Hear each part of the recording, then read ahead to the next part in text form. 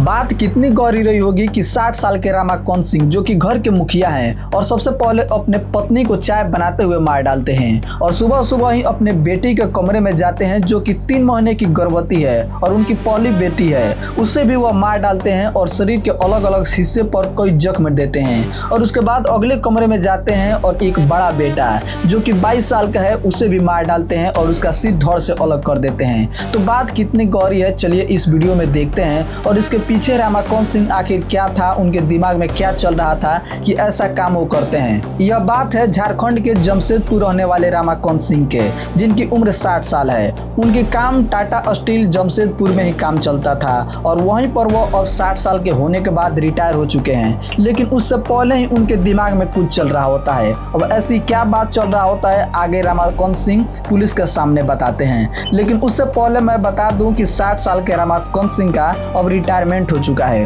वो सोचते हैं कि मैं अब रिटायरमेंट ले लूंगा तो मेरा घर का खर्चा कैसे चलेगा, यही बात उनके दिमागों में सताई रहती है और इसी बात को लेकर वो हमेशा सोचते रहते हैं। वो सोचते हैं कि मैं रिटायरमेंट ले चुका हूँ, मेरा पैसा भी कम आएगा और लड़के की भी शादी करनी है तो ये सारा खर्चा कहाँ से आएगा, यही बात उनकी दिमागों में छानी रहती है और यही बात हमेशा उनकी दिमागों में चलती रहती है। तो एक सुबह ऐसा बात होता है कि रमाकांत सिंह जो कि 60 साल के हैं और उनकी पत्नी संगीता जो कि 50 साल की है, संगीता सुबह सुबह उठकर चाय बना रही होती है और रमाकांत सिंह भी उठ जाते हैं। दोनों के बीच कुछ बातें होने लगती है, लेकिन इसी बीच कुछ बात को लेकर दोनों के बीच बहस शुरू हो जाता है और बहस इतना बड़ा हो जाता है कि रमाकांत सिंह सुबह 5 बजे ही अपनी पत्नी को वहीं पर मार डालते हैं और उसके बाद वह बगल के कमरे में जाते हैं जहां पर उनकी बेटी सुप्रिया जो कि अभी 28 साल की है और उनकी शादी हो चुकी है। फिलहाल उनके पेट में 3 माह का गर्भवती बच्चा है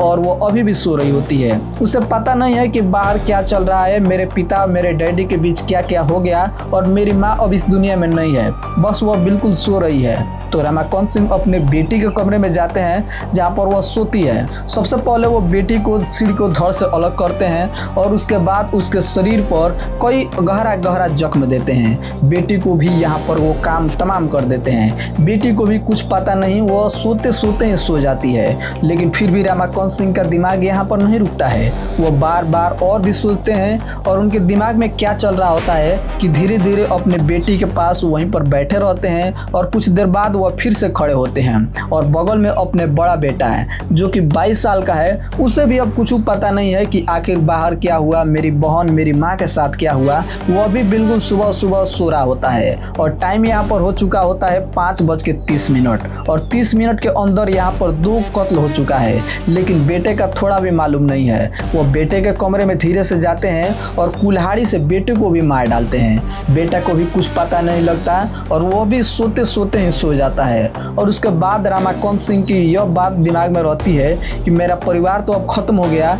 मुझे खर्च चलाने की कोई ज़रूरत नहीं, मुझे पेंशन मिले या न मिले कोई बात नहीं। और उसके बाद वो खुद को ख़त्म करने की कोशिश करते हैं। तो सबसे पहले वो घर का सिलेंडर को खोल देते हैं और उसके बाद उसमें आग लगाने की कोशिश करते हैं। बहुत मेहनत करने के बाद वो आग सफल नहीं हो पाते हैं और वो किसी भी तरह बहुत मेहनत करने के बाद भी बच जाते हैं। तो आखिरी दाव में वो पुलिस के पास कॉल करते हैं और पुलिस को सारी बातें बता देते हैं कि ऐसा ऐसा कांड हो गया है। तो पुलिस की सूचना मिलते ही वहाँ पर डायरेक्ट पहुँचती है और रमाकांत सिंह को मरने से बचा लेती है, उन्हें किसी भी तरह आत्महत्या करने नहीं देती है। लेकिन रमाकांत सिंह 3 कत्ल कर चुके हैं। अब उसके बाद उनके साथ क्या होगा और साथ में उनकी बेटी जो कि 3 महीने की गर्भवती है, तो इस तरह से वो 4 कत्ल कर चुके हैं। तो 4 कत्ल करने वाले कातिल के साथ क्या होगा ये तो अब पुलिस ही डिसाइड करेगी। लेकिन पुलिस जब पूछताछ करती है तो रमाकांत सिंह बताते हैं कि मैं पिछले कई दिनों से यही सोच रहा हूँ कि मेरा तो अब नौकरी खत्म हो गया 60 साल के बाद,